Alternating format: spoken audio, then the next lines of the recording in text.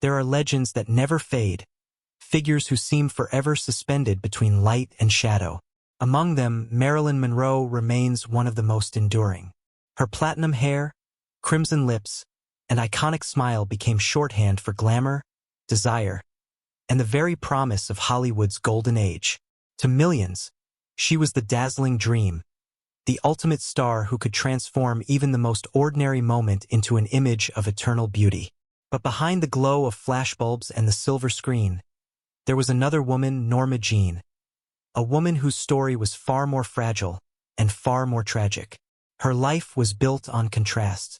Born into instability, abandoned by a mother who could not care for her, she grew up in foster homes and orphanages, constantly searching for a place to belong. Yet from those shadows emerged a presence so magnetic that Hollywood itself bent to her light. She became Marilyn Monroe, the world's most famous blonde.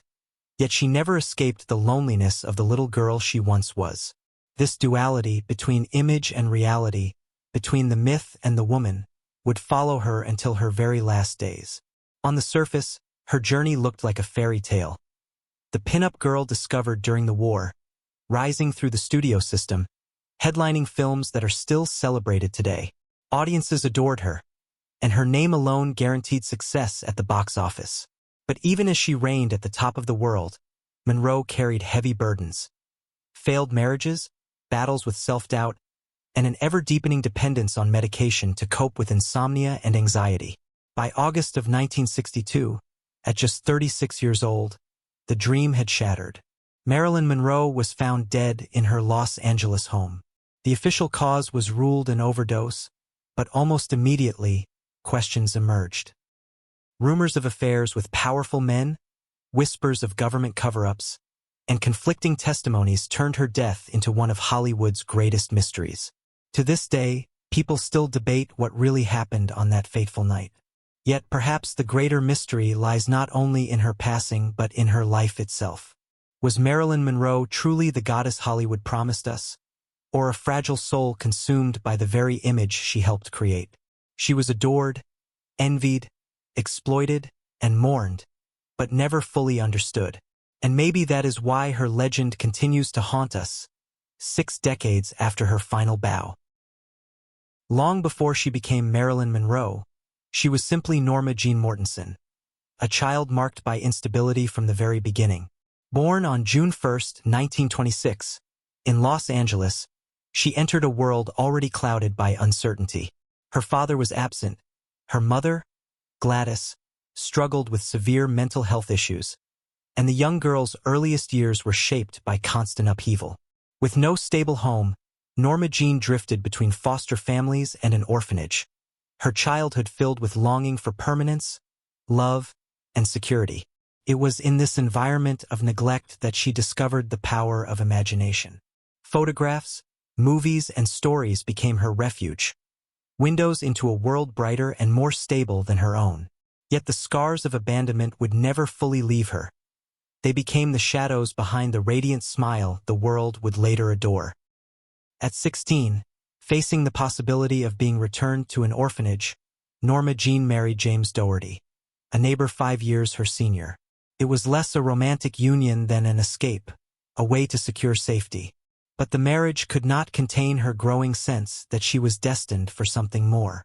When World War II erupted, her husband enlisted, and Norma Jeane found herself working in a munitions factory. It was here that fate intervened. A photographer sent to document women contributing to the war effort spotted her. The camera loved her instantly. Soon, the shy factory worker became a sought-after pin-up model, gracing magazine covers with a face that radiated both innocence and allure. She signed with the Blue Book modeling agency, dyed her brown hair platinum blonde, and learned to transform herself in front of the lens. Step by step, Norma Jeane was vanishing and Marilyn Monroe was being born. In 1946, she secured her first studio contract with 20th Century Fox. The studio suggested a name change, Marilyn, inspired by Broadway star Marilyn Miller, and Monroe, her mother's maiden name. The transformation was complete. Norma Jeane, the orphan girl who once had nothing, was now Marilyn Monroe, a name destined to echo through history. Her earliest roles were small, uncredited appearances that barely registered on screen. But her presence was undeniable. By the early 1950s, with films like Gentlemen Prefer Blondes and How to Marry a Millionaire, Monroe began her ascent. She was no longer just a pretty face. She was a phenomenon, and Hollywood had found its newest, and perhaps most dangerous star. By the mid-1950s, Marilyn Monroe was no longer a rising star. She was the very definition of Hollywood glamour. Her image dominated billboards, magazine covers, and theater marquees across the world. When audiences thought of beauty, seduction, and effortless charm, they thought of Marilyn. Her performance in Gentlemen Prefer Blondes cemented her as the quintessential blonde bombshell, and her playful rendition of Diamonds Are a Girl's Best Friend became one of the most iconic moments in cinematic history. Yet Marilyn was never content to remain a caricature of desire. Beneath the laughter and the luminous screen presence was a woman determined to be taken seriously as an actress. In 1955, she shocked Hollywood by breaking away from her studio contract and forming Marilyn Monroe Productions. A bold move at a time when studios tightly controlled their stars. Few actresses dared to challenge the system, but Marilyn, with a mix of courage and desperation, did just that. She studied under Lee Strasberg at the Actors Studio in New York, immersing herself in method acting alongside the likes of Marlon Brando and Paul Newman. She craved depth, wanting to prove she was more than just a beautiful face. Her efforts paid off. In Bus Stop, 1956, she displayed vulnerability and dramatic weight, earning praise from critics who had once dismissed her. And in Some Like It Hot, 1959, she delivered a performance that was both comedic and deeply human, a balance only she could achieve. The film remains one of the greatest comedies ever made, and Monroe's portrayal of Sugar Cane became one of her defining roles. At the same time, her personal life was as scrutinized as her career. Her marriage to baseball legend Joe DiMaggio fascinated the public, though it lasted less than a year, undone by the clash between his traditional expectations and her career's demands. Later, her marriage to playwright Arthur Miller was seen as a union of beauty and intellect, though it, too, carried tensions and disappointments. This was the height of her reign. Marilyn Monroe at her most radiant, adored by millions, envied by countless others. But even in these golden years, the cracks beneath the surface were widening. She was exhausted by constant media attention, disillusioned with the roles she was offered, and increasingly reliant on medication to manage her insomnia and anxiety. While the world saw perfection, Marilyn felt the weight of imperfection pressing down on her fragile spirit. For the world, Marilyn Monroe was the woman who had everything: beauty, fame, wealth, and adoration. But behind the shimmering facade, her life was unraveling piece by piece. The Hollywood machine that had built her also imprisoned her, insisting she play the same kind of roles that emphasized sex appeal while denying her the chance to explore the dramatic depth she longed for. Each time she tried to assert her voice, she found herself battling executives, critics, and even her own insecurities. Her marriages reflected the same struggle between image and reality. Joe DiMaggio, the baseball icon who once worshipped her, grew resentful of the public's gaze upon his wife, unable to reconcile the private Norma Jeane with the global symbol Marilyn Monroe. Their short-lived marriage collapsed under the weight of jealousy and misunderstanding. Her union with playwright Arthur Miller began with intellectual fascination and promises of mutual respect, yet soon descended into disappointment. Miller, once her champion, grew critical of her fragility, and Marilyn felt betrayed by a man she believed had understood her soul. Away from the cameras, her nights grew longer and darker. Insomnia plagued her, leading to an ever-increasing dependence on sleeping pills and tranquilizers. Doctors, managers, and so-called friends enabled her habits rather than helping her confront them. The woman who once seemed radiant on screen was now often late to sets, struggling to deliver lines, consumed by self-doubt. Productions like The Misfits, a film written by Miller for her, exposed the tension between her personal despair and her public persona. And yet, despite the chaos, she retained an aura no one could ignore. On set, even in her most troubled moments, the camera adored her. Fellow actors described her as fragile yet magnetic, Unpredictable yet unforgettable. There was something in her presence, an authenticity, a vulnerability, that no technique could manufacture. But it was that very vulnerability that made her both loved and exploited. By the early 1960s, the weight of her dual identity had become unbearable. Marilyn Monroe, the star, was bigger than life, but Norma Jeane, the woman, felt increasingly invisible. She yearned for love, stability, and recognition, yet found herself trapped in a cycle of failed relationships, professional disappointment, and isolation. It was clear to those close to her that she was standing at the edge of something dangerous, though few could have predicted just how soon the end would come. On the evening of August 4, 1962, Marilyn Monroe's life came to its abrupt and tragic end. She was found in her Brentwood home, lying face down on her bed, clutching a telephone receiver as if she had reached out one final time. The official report stated she had died from an overdose of barbiturates, and the word probable suicide was stamped across the case. She was 36 years old, still young, still beautiful, and still very much the center of the world's attention. But almost from the moment the news broke, questions began to outnumber answers. The details were hauntingly suspicious. Neighbors reported seeing unusual activity around her home that night. Testimonies from her housekeeper and physician contained contradictions. Some claimed she had seemed fragile but far from suicidal just hours earlier. Others whispered that her growing dependence on pills made tragedy inevitable. The inconsistencies turned a personal loss into a public enigma. Then came the rumors. Rumors that would tie her name to some of the most powerful men of the century. Stories of her alleged affairs with President John F. Kennedy and his brother Robert swirled through newspapers and tabloids.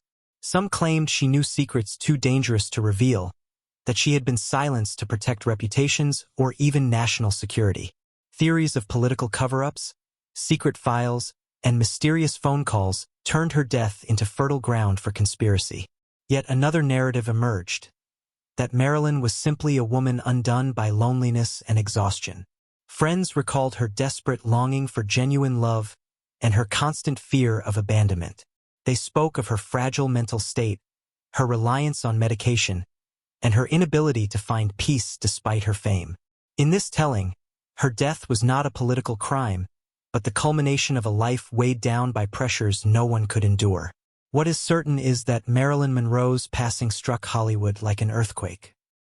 Fans gathered outside her home, newspapers around the globe carried her face on their front pages, and an entire generation mourned the loss of the woman who had embodied both fantasy and fragility. To this day, more than 60 years later, the debate continues. Was she a victim of her own struggles, or of forces far larger than herself? Did she die alone, or was she silenced? The truth may never be fully uncovered, and perhaps that is why Marilyn Monroe's death continues to fascinate. It is the ultimate reflection of her life, a mystery wrapped in beauty, sadness, and shadows. In the wake of her passing, Marilyn Monroe did not fade into history. She became larger than life. Her image, frozen in time, has remained one of the most recognizable in the world. To this day, she is not merely remembered as a movie star, but as a cultural phenomenon, an enduring symbol of both glamour and fragility. Artists, writers, and filmmakers rushed to immortalize her. Andy Warhol transformed her face into one of the defining icons of pop art, repeating her smile in vibrant, almost haunting colors. Biographers tried to decode her contradictions, each new book offering yet another attempt to uncover the real Marilyn. Films, documentaries, and plays about her life have continued for decades, each retelling revealing how much she fascinates and eludes us at the same time. Hollywood, too, has never forgotten her. Generations of actresses, from Madonna to Lady Gaga, have echoed Marilyn's style, imitating her platinum hair, her red lips, her famous white dress. Yet none have truly captured the magic she embodied, for Marilyn was not just a look or a style. She was a presence that blended innocence and desire, strength and vulnerability, in a way that no one else has replicated. Beyond the glamour, her story has become a cautionary tale about the price of fame. To some, she represents the dangers of Hollywood's exploitation, the way the industry can take a young woman, polish her into a commodity, and discard her when she falters. To others, she is a reminder of resilience, a woman who dared to fight for creative control in an era when actresses were often treated as expendable. Her formation of Marilyn Monroe Productions, once overlooked, is now seen as a groundbreaking act of independence. Her grave at Westwood Memorial Park has become a place of pilgrimage. Fans still leave flowers, notes, and tokens of love, proof that even decades later, Marilyn's spirit continues to resonate. She remains not only a legend of film but a mirror of our collective desires and fears, the embodiment of how beauty can enchant the world, yet never guarantee happiness. Marilyn Monroe lives on in every photograph, every whispered rumor, every retelling of her short but incandescent life. She is a legend who continues to inspire, confuse, and move us. A woman forever caught between elegance and shadows. Marilyn Monroe's story is one of the most enduring tales in the history of Hollywood. Not simply because of the way she lived, but because of the way she continues to live on in our imaginations. She was more than a starlet, more than a glamorous figure in sequined gowns. She was a paradox. To the public, she was the dream every camera longed for, a goddess sculpted by light. To herself, she was still Norma Jeane, the orphaned girl who longed for love, safety, and acceptance. That duality, the myth and the woman, was both her triumph and her undoing. Her films still sparkle with wit, charm, and charisma, reminding us why she captivated the world. Yet it is the mystery of her final night, the unanswered questions of her passing, that has kept her legacy alive in ways few others have known. Marilyn became not just a symbol of beauty but a symbol of fragility, of the dangerous intersection between fame and vulnerability. In her story, we see both the allure of stardom and the heavy price it demands. More than 60 years have passed since her death, but her presence remains everywhere, from art galleries to fashion runways, from whispered conspiracy theories to heartfelt tributes left at her grave. She is timeless because she represents something larger than herself. The eternal struggle between light and shadow, hope and despair, love and loss. And perhaps that is the truest measure of her legacy. Marilyn Monroe is no longer just a woman who once lived. She is an idea, a legend, a reflection of beauty and tragedy intertwined. Her life reminds us that even the brightest stars can burn too quickly, leaving behind a glow that continues to haunt the night sky. If you found her story moving, consider subscribing for more untold legacies.